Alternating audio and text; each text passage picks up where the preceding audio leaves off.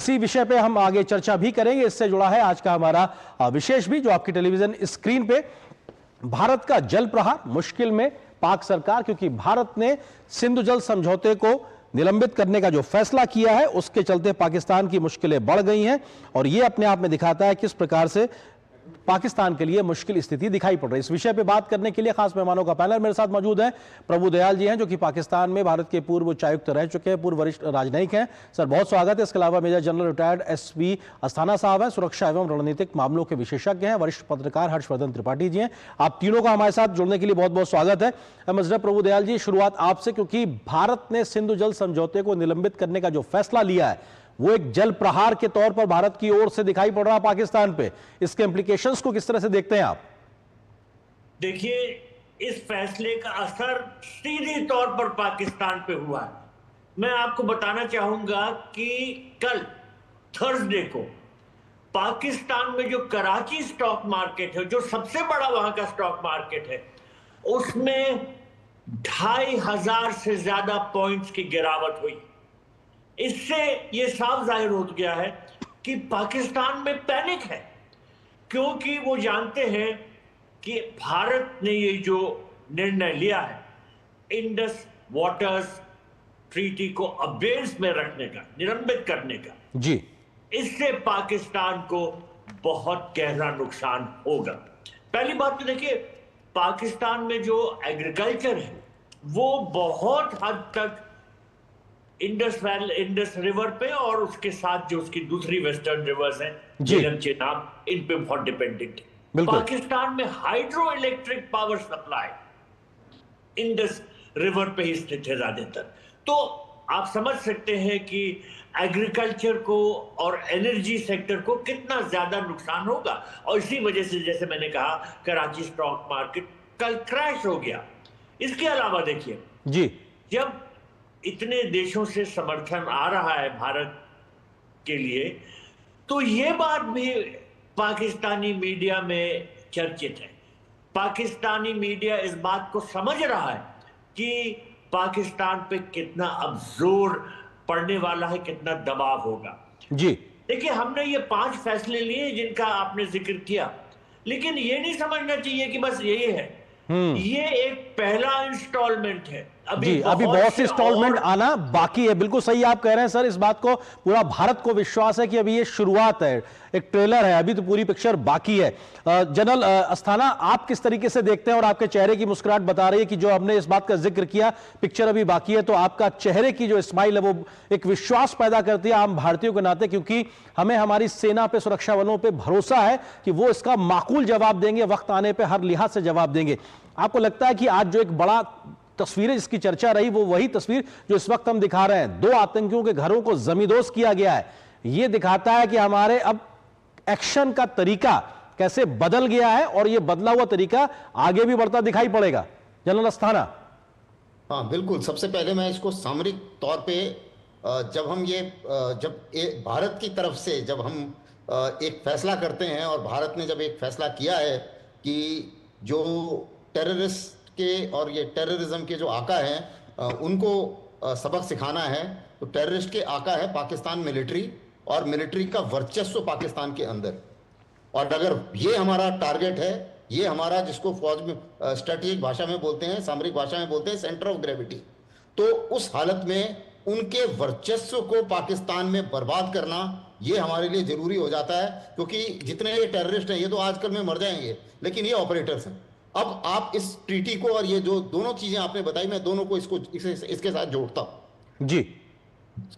इस ट्रीटी से 45% लोग वहां पर नौकरी, उनका काम जो है वो एग्रीकल्चर से उनका जॉब चलता है। और जब एक ट्रीटी, हालांकि पानी रोकने में कुछ वक्त लगेगा क्योंकि इंफ्रास्ट्रक्चर चाहिए, लेकिन इंटेंशन क्लियर है। और इंटेंशन के बाद में कुछ और एक्शन, पिक्चर भी बाकी वाली बात जो है उसमें क्या है कि अभी अगर हम ये अनाउंस करते हैं स्कीम्स कि हम रिवर जोड़ देंगे, हम ये बांध बनाएंगे, जैसी ये स्कीम अनाउंस होंगी तो बिल्कुल क्लियर कट है कि इसका मतलब अब पानी रुक रहा है।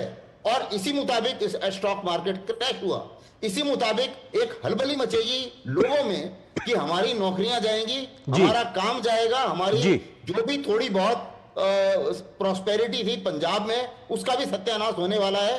बाकी के सूबों में तो ये सारे लोग खड़े ही हैं पाकिस्तान आर्मी के खिलाफ जी। तो अब पाकिस्तान के लोगों को ये लगना चाहिए, दरार आनी चाहिए पाकिस्तान मिलिट्री और लोगों के बीच में, और लोगों को ये लगना चाहिए कि ये जो मिलिट्री के ऊपर जुनून है जिहाद का और टेररिज्म का, इसने हमारा सत्यानाश कर दिया है।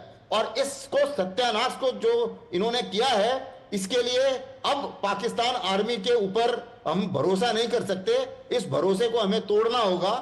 और ये जो चीफ हैं, जब ये बोलते हैं कि हिंदू और मुसलमान एक साथ नहीं रह सकते, वो पाकिस्तान के लिए भी लागू है।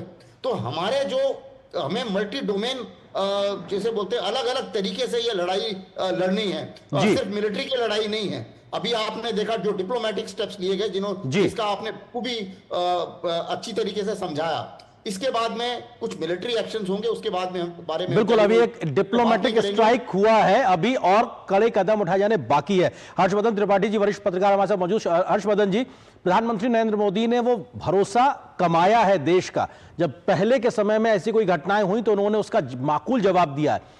कल उनका बयान आना कि आतंकियों की कल्पना से परे उनको सजा दी जाएगी, ये विश्वास पैदा करता है देश भर में कि हां, जो गुनहगार हैं, उनके जो लोग उनको संरक्षण देते हैं, उन सब पर वो सख्त कार्रवाई होगी जिसको देश और दुनिया याद रखेगी।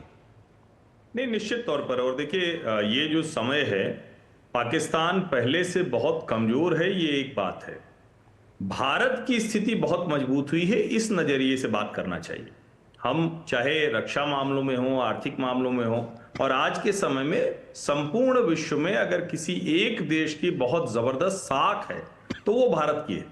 प्रधानमंत्री नरेंद्र मोदी के जो राजनयिक रिश्ते हैं वो अद्भुत हैं, ये अकल्पनीय रिश्ते रहे हैं। भारत में किसी प्रधानमंत्री ने इस तरह से 1-to-1 रिलेशन नहीं बनाए जी। आज वो रिश्ते किस तरह से काम करते हैं वो बहुत साफ साफ दिख रहा है। जिस तरह से व्हाइट हाउस की स्पोक्स पर्सन ने बोला, जो वहां डायरेक्टर नेशनल इंटेलिजेंस हैं तुलसी गबाड़, उन्होंने तो साफ साफ कहा है कि जो इस्लामिक टेररिस्ट हैं जिन्होंने 26 हिंदुओं की हत्या कर दी, अब भारत के पास लॉन्ग टर्म में और शॉर्ट टर्म में दोनों जवाब देने का एक पक्का प्लान तैयार है। एक तो ये कि कश्मीर घाटी के भीतर अब कोई कुछ भी कहे, कोई माने या ना माने, राजनीतिक तौर पर कुछ भी कहे, लेकिन आतंकवाद की कमर तो लगभग टूट गई है। जब आप इस तरह से पर्यटकों की हत्या करनी पड़े अपनी बात कहने के लिए पाकिस्तान में जो बैठे हुए लोग हैं, इसका मतलब कि आप अब बिल्कुल ही किसी स्थिति में नहीं।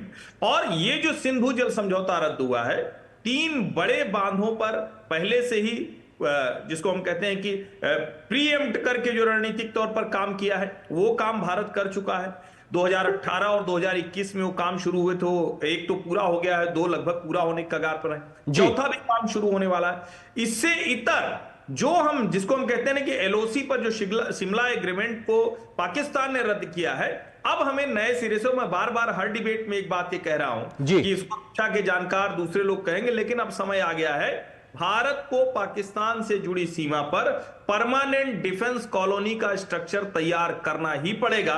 और एलओसी को अपने लिहाज से जो मूल रूप से जिसको हम कहते हैं ना कि जो 93,000 सैनिकों के जब समर्पण के समय जो हम नहीं कर पाए, उसे हमें करना ही चाहिए। ये वो वक्त आ गया और मुझे पूरा भरोसा है कि भारत की सरकार, भारत की सेनाएं इसके लिए तैयार है। बिल्कुल। मिस्टर दयाल, आपको लगता है कि पहले भी जब भारत ने आतंक के खिलाफ कार्रवाई की है, दुनिया का समर्थन मिला है, और मौजूदा वक्त में भी भारत की रणनीतिक कूटनीतिक प्रयास लगातार इस दिशा में आगे बढ़े, और शायद इसीलिए जो बात अभी हर्षवर्धन त्रिपाठी जी ने किया कि तुलसी गबाड़ का जो बयान आता है कि साहब जो गुनहगार है उनको पकड़वाने में भी हम आपकी मदद करेंगे, और किस प्रकार से अमेरिकी समर्थन हो, इजराइल का समर्थन हो, दुनिया भर का समर्थन हो, ये मिलना, ये दिखाता है कि भारत की जो राह है वो ठीक है।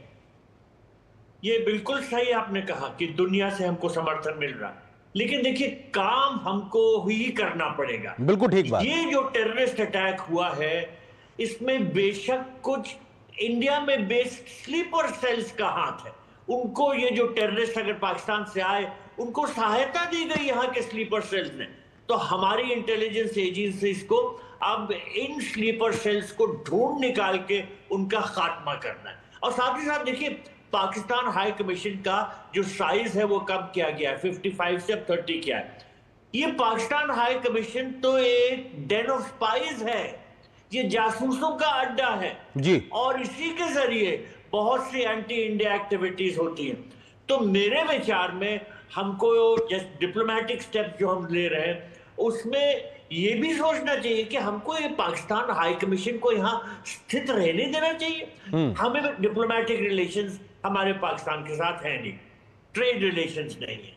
डिप्लोमेटिक रिलेशंस मतलब एम्बेसडर लेवल डाउनग्रेड कर दिए गए थे, ट्रेड रिलेशंस नहीं है, अटारी बॉर्डर बंद हो जाएगा, पीपल टू पीपल कॉन्टैक्ट्स नहीं है, स्पोर्टिंग रिलेशन नहीं है, कल्चरल रिलेशन नहीं है। तो हमें एक टेररिस्ट कंट्री के साथ जी थोड़े भी डिप्लोमेटिक रिलेशन बना के रखने की क्या जरूरत? ये पाकिस्तान हाई कमीशन को बंद करें जी, अपने जो डिप्लोमेट्स है पाकिस्तान को उनको वापस बुलाएं और पाकिस्तान को सबसे पहले हम एक टेररिस्ट स्टेट घोषित करें और फिर दुनिया को समझाएं कि इस कंट्री को कैसे डील करना चाहिए। हमें बहुत सख्त कदम उठाने पड़े। बिल्कुल, और भारत जब कहेगा तो भारत की विश्वसनीयता ही है कि शायद दुनिया उस बात को मानेगी, स्वीकारेगी उन तमाम आंकड़ों के जरिए से। लेकिन आपने बहुत सही बात कही कि भारत को एक्शन तो भारत को ही लेना पड़ेगा। जनरल अस्थाना, ये बहुत महत्वपूर्ण है, एक्शन तो हमें ही लेना पड़ेगा, भले दुनिया भर का समर्थन मिले, लेकिन हमारे घर की समस्या निपटाना हमें पड़ेगा। भारत ने अभी तक सिर्फ डिप्लोमेटिक स्ट्राइक किया है, पाकिस्तान की स्थिति दिखाई पड़ रही, किस प्रकार से तिलमिलाया हुआ कैसे बयान आ रहे हैं, अभी तो बहुत कुछ बाकी है।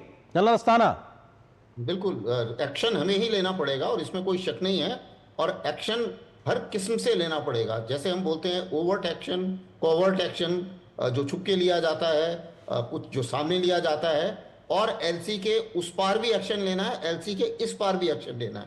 और यहाँ मैं इसको ज्वाइन करूंगा आपने जो मेरे से पहले सवाल पूछा था कि ये जो घर जलाने वाली कहानी है वो इसलिए है ताकि जो भी टेररिस्ट हैं अगर वो यहाँ से भागकर एलईटी में जाके भर्ती हुए हैं और सोच रहे हैं कि अभी हम वहां से पैसा कमाएंगे और यहाँ पे लोगों के पास भेजेंगे, तो उन्हें पता चल जाना चाहिए कि भैया यहाँ पे अभी तुम्हारा हुक्का पानी बंद हो रहा है और तुम्हारी प्रॉपर्टी और घर सब जल जाएगा। उसी मुताबिक जितने स्लीपर सेल्स हैं, ओवरग्राउंड वर्कर्स हैं और जिन ने इनको सहायता दी है, इसमें कोई शक नहीं है कि हमारे लोगों ने उनकी सहायता की होगी, क्योंकि बिना इंफॉर्मेशन के, लॉजिस्टिक्स के और पैसे के और वार्निंग के और रिकी के ये ऑपरेशन संभव नहीं था। और अभी भी अगर ये छुपे हुए हैं तो जाहिर है कि कोई ना कोई इनको खाना भी खिला रहा है और कोई ना कोई इनको इंफॉर्मेशन भी दे रहा है कि आप यहाँ पर सिक्योरिटी फोर्स है और आप यहाँ बचिए। तो उन सबको ढूंढ के उनके साथ भी वही कार्रवाई होनी चाहिए जो टेररिस्ट के साथ होती है। तो ये बहुत जरूरी है। जी हर्षवर्धन जी सॉरी, हर्षवर्धन जी, सवाल यह भी उठता है कि 2019 में 370 को हटाने के बाद से जिस प्रकार से शांति स्थापना, विकास की एक पूरी बयार बही गई, लेकिन इस घटना ने एक बड़ा सवाल खड़ा कर दिया है। लेकिन क्या इस घटना से हम कैसे आगे बढ़ेंगे उसको लेकर देश आज एकजुट नजर आ रहा है, लेकिन कुछ वॉइसेस हैं राजनीतिक दलों की जहां पे ये एकता जो है वो कहीं खंडित होती हुई दिखाई पड़ रही है। आपको लग रहा है कि ऐसे मौकों पर भी देश में कुछ लोग अपने मतलब के हिस्से से सियासत करते दिखाई पड़ रहा है? देखिए, सियासत करने वाले तो सियासत करेंगे, लेकिन बड़ा बदलाव एक ये है कि जिस घाटी में ये कहा जाता था कि तिरंगा उठाने वाला नहीं मिलेगा, जिस घाटी में ऐसी घटनाओं के बाद कोई मुंह नहीं खोलता था, वहां चाहे वहां के लड़के लड़कियां हों, वहां के जो इस एक तरह से जो धार्मिक नेता भी हैं, रिलीजियस लीडर हैं, मजहबी नेता, वो भी खुलकर बोल रहे हैं। उसके पीछे वजह आप समझिए, भारत की सरकार और उसकी सेनाएं इतने नियंत्रण में कश्मीर में कभी नहीं रही, और एक जिसको हम कहते हैं ना कि डायलॉग और डेवलपमेंट के जरिए जो कनेक्ट हुआ है उसका प्रभाव दिखा है। लेकिन इसका मतलब ये कतई नहीं है कि हम दोनों तरफ जरा ठीक से देखना होगा। ये भी हम कहने से न बचें कि ये साफ साफ इस्लामिक जिहादी आतंकवादियों ने हिंदुओं का नरसंहार किया, इसमें कोई संदेह नहीं। जहां तक रही बात हिंदू मुसलमान करने की, हिंदू मुसलमान कोई नहीं कर रहा है, लेकिन जो लोग भी उसके पीछे, और देखिए कई तरह की खबरें हैं, वहां कई लोग जो जिसको हम कहते हैं कि छोटे मोटे काम करते हैं, उनकी उसके साथ उन आतंकवादियों के साथ मिली भगत की खबरें आ रही। कई ऐसी कहानियां प्लांट करने की कोशिश हो रही है, देखिए सब तो यहां बहुत अच्छा था, फिर इनको क्यों इस तरह से कहा जा रहा है। ऐसा नहीं हो सकता, और भारत के लोगों को गिल्ट में भी नहीं आना चाहिए कि अरे हम कश्मीर को कह देंगे तो क्या हो जाए। कश्मीर हमारा हिस्सा है भाई, और वहां के लोग भी हमारे हैं, लेकिन वहीं के लोग, जो लोग आतंकवादियों के साथ मिले हैं, उनके साथ कोई रियायत, कोई नरमी नहीं बरती जाएगी। और अब आतंकवादियों का जनाजा निकलना बंद हुआ, ये लगातार हम लोग मांग करते रहे। अब ऐसे आतंकवादियों को उनका कहीं भी दफन नहीं होना चाहिए, पता नहीं लगना चाहिए, और एलओसी के पार जाकर, जिसको हम बार बार कहते हैं कि जो टेररिस्ट लॉन्च पैड हैं, दुनिया हमारे साथ खड़ी है, करना हमको ही है, हम सक्षम हैं, अब वो करके दिखाना चाहिए, क्योंकि इसके बाद ये अक्षम है। ये कहते हैं ना कि वो 99 गालियों वाला जो मसला है, जिसको हम बार बार कहते हैं कि योगेश्वर कृष्ण ने भी सुदर्शन चक्र उठा लिया था, तो वो करना ही पड़ेगा, इसमें कोई संदेह नहीं।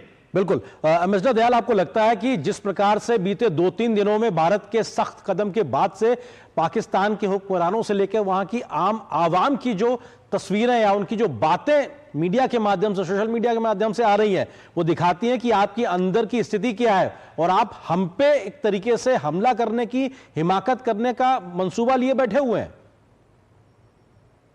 वहां पर काफी पैनिक सा है, लेकिन देखिए पाकिस्तान की नीयत में और उसकी नीति में कभी बदलाव नहीं आएगा।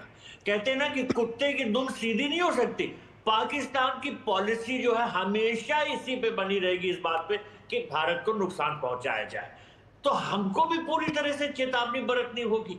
हम कभी भी अपना गार्ड नीचे नहीं कर सकते। देखिए हमने जम्मू एंड कश्मीर में इतनी आर्मी डिप्लॉयमेंट रखी है, सीआरपीएफ, बीएसएफ, जे&के पुलिस, फिर भी ऐसा कैसे इंसिडेंट हो गया?